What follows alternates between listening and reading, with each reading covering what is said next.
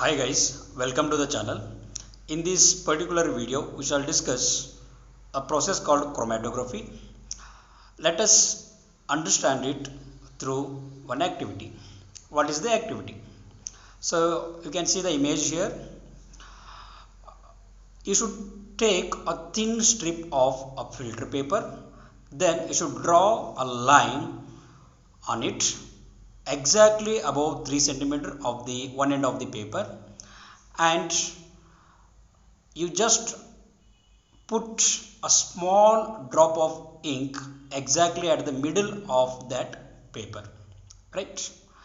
Now that ink, it is very much soluble in water. That ink you can put it from a sketch pen or your ball pen, and you should let it dry. Now you should take that filter paper and you should put it into a beaker which contains water, right? And that paper should be just above the water level as it is shown in the figure. Okay, it should not be completely dipped into the water. Only the lower edge of the paper should touch the water, right? So you have to wait for 5-10 minutes. After waiting for 5-10 minutes, you can see that the ink that we have put at the center of the line is going to differentiate or separate into so many colors. I want you to do this experiment because it is quite interesting, right? So you can see that after some time, the one color ink, suppose it was a blue color, after sometimes it is going to become so many colors. It is going to become red, it is going to become green, so many colors it is going to become. What is the reason for that?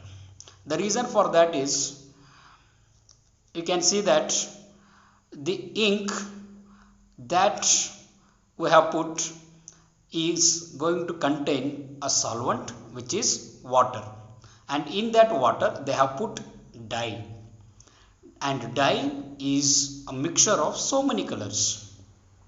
So when you conduct this experiment, the different colors from the dye, they are going to get separated. Okay, so different components of the dye which are soluble in water, they get separated. So because different colors are going to separated, this process is known as chromatography. In Greek, chroma means color. This technique was first used for the separation of colors, so therefore this name was given. So the process of separation of different components of a mixture is known as chromatography. Chromatography is basically used for those solutes which are soluble in the same solvent.